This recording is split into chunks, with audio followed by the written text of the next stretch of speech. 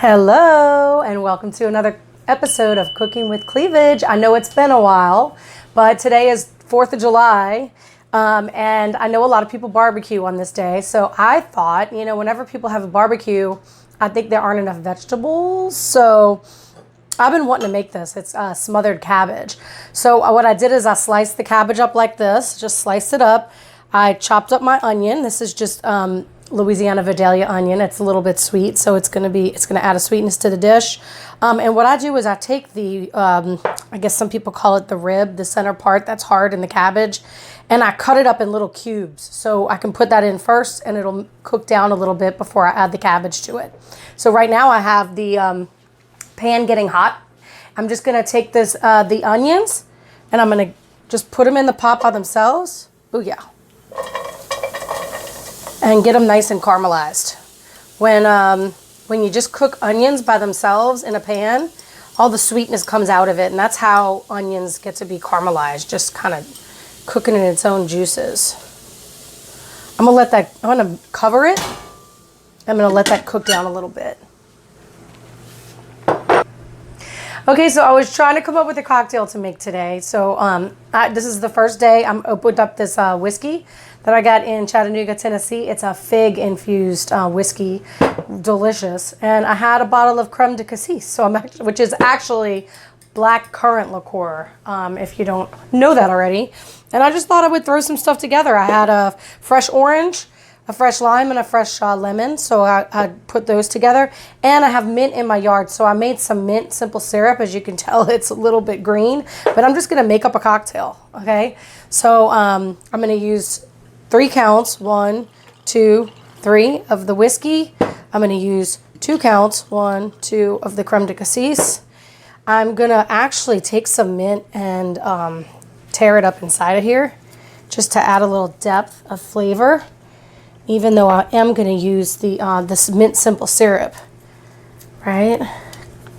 And I'm gonna put a little bit of simple syrup in here. Maybe just a couple of spoons. And then I'm gonna add the juice.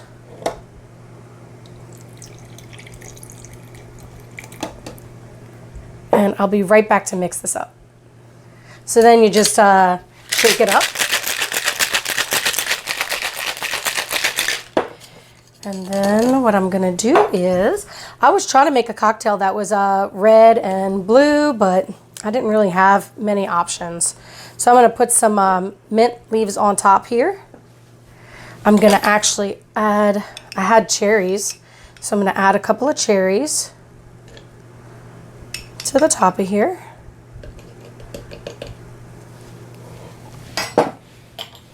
And then I'm gonna strain this. Ooh, that's pretty. It kind of looks a little red.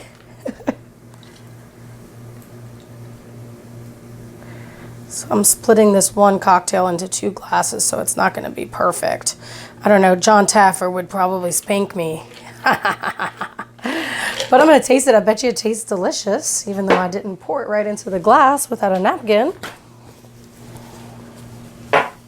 It's just a made-up cocktail, and that means you could kind of make up cocktails from what you have in your closet, your pantry, your liquor cabinet.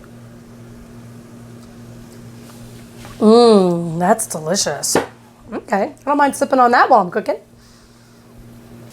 All right. Okay, and I'm gonna take the cover off. You see how it's already starting to sweat?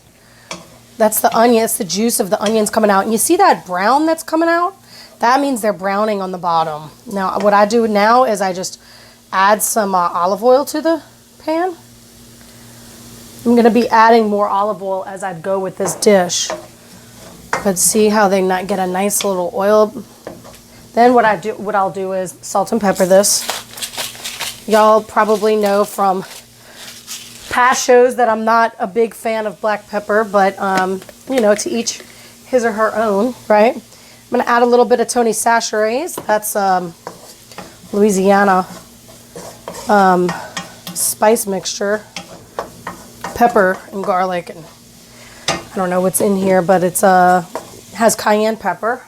Then I'm going to add my first layer now that the onions are getting nice and soft, you can see how when they start to glow like that, it's almost look like they're translucent. That means they're getting nice and soft on the inside and all the sugars are being pulled out. You can actually, if I were just gonna, it can also cook the onions even more than this and make them even more caramelized. But at this point, I'm gonna add all that hard core part of the cabbage. And y'all asked for a button-up shirt, okay? I feel like I'm gonna bust out of this thing. So if I do, it's your fault for making me wear this. You didn't really make me, but you asked me to. So I'm obliging. I don't know how long that button's gonna hold. Looks like it's gonna pop up, seriously. Okay, so I do call this dish smothered cabbage. And that's why I'm gonna cover it every time. Let it kind of cook in its own juices, right? Okay. Here we go. Okay, so I did eat that maraschino cherry in my cocktail, so excuse me if I have red in my teeth. I don't know, but if so, it was totally worth it. I don't know if y'all, you know, use maraschino cherries, but oh, it makes such a big difference in a cocktail. So as you see, it's all getting nice and browning, right? So I think that's tender enough for me to continue with the rest of the cabbage. But what I'm gonna do first is add garlic. I just chopped up garlic. I think this is about 5 or 6 cloves or toes, whatever you call your garlic.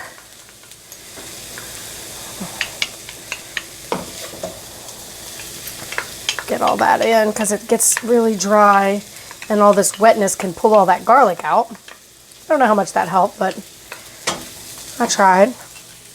And then what I do is I take one layer, as much cabbage as I could fit in the pan. I just kind of put it right on top.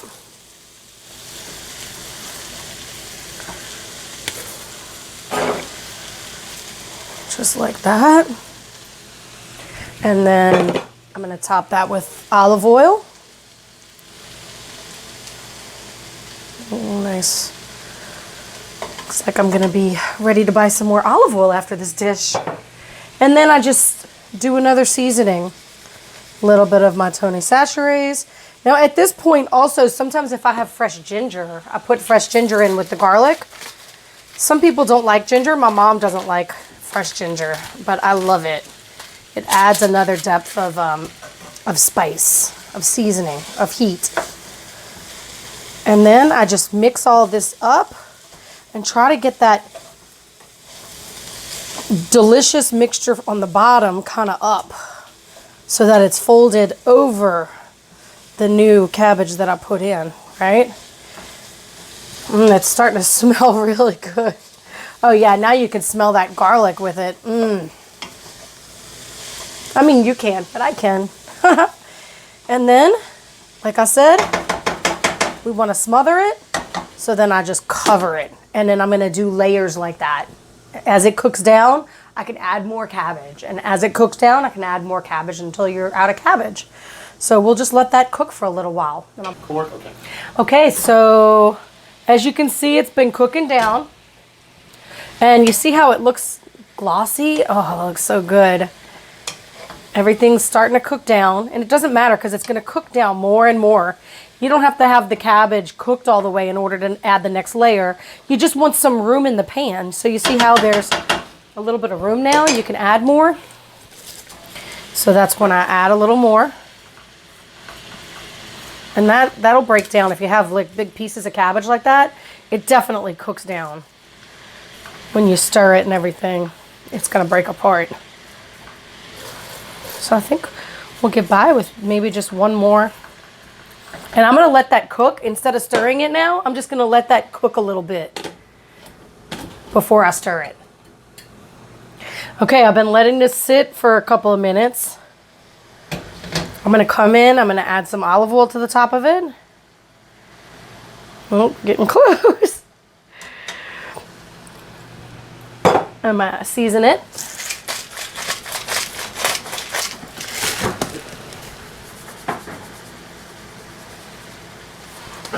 All right, and then I'm going to stir it.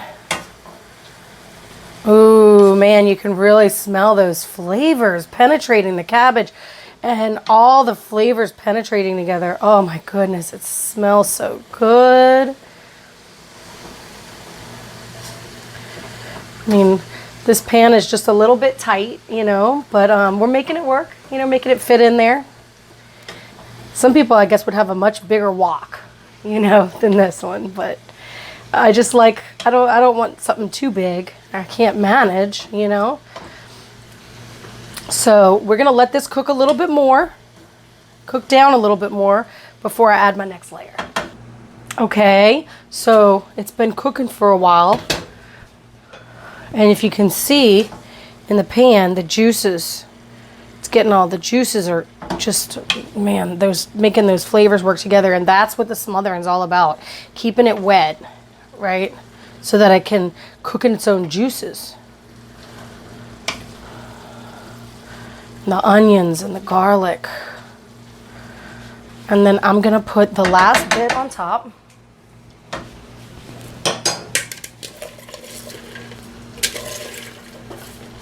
Uh-oh. Man down, man down. It'll be fine. Okay. And then I'm going to put the rest of the olive oil on top. Might as well just use the rest of that.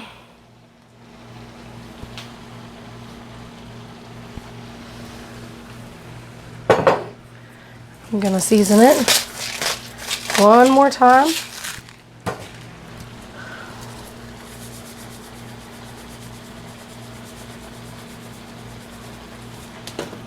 And then I'm going to turn it all. And I just want to tell y'all, this is a completely vegan dish.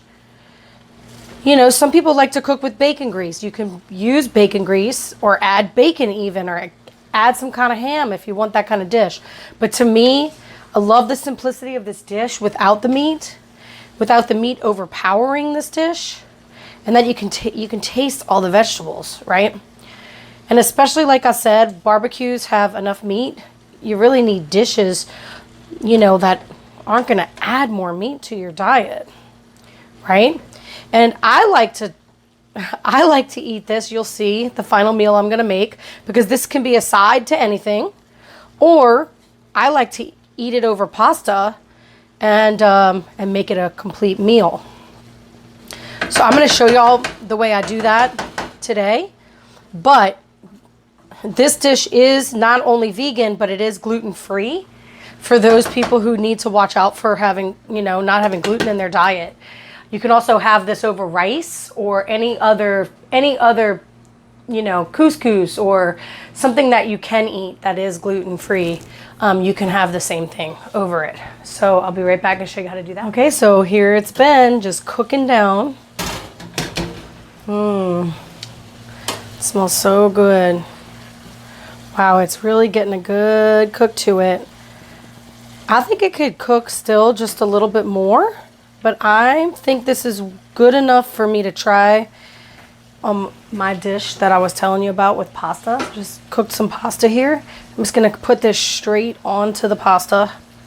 I know, not the most colorful dish, but oh my God. I can't wait to try it. It's so good like this.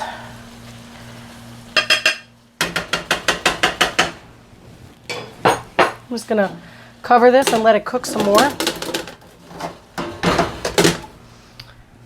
And then I'm gonna try this. That looks so good. Take a little bit of the cabbage and some of the pasta. So olive oily and goodness. Make sure you blow it well, because it looks like it's really hot with that steam coming off of it.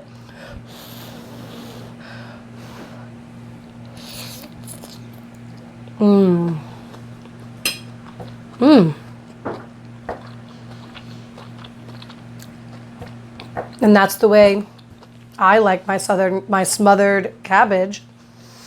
And as you can see, I tried to wait for the end of the show to finish this cocktail, but it's so good. You could add more cherry juice. You could add more simple syrup, whatever you like. Like I said, this dish you could make into a meat dish, or you could just have it non-meat, vegan style, and gluten-free. So I hope y'all have a wonderful 4th of July, and I hope you enjoyed this episode of Cooking with Cleavage.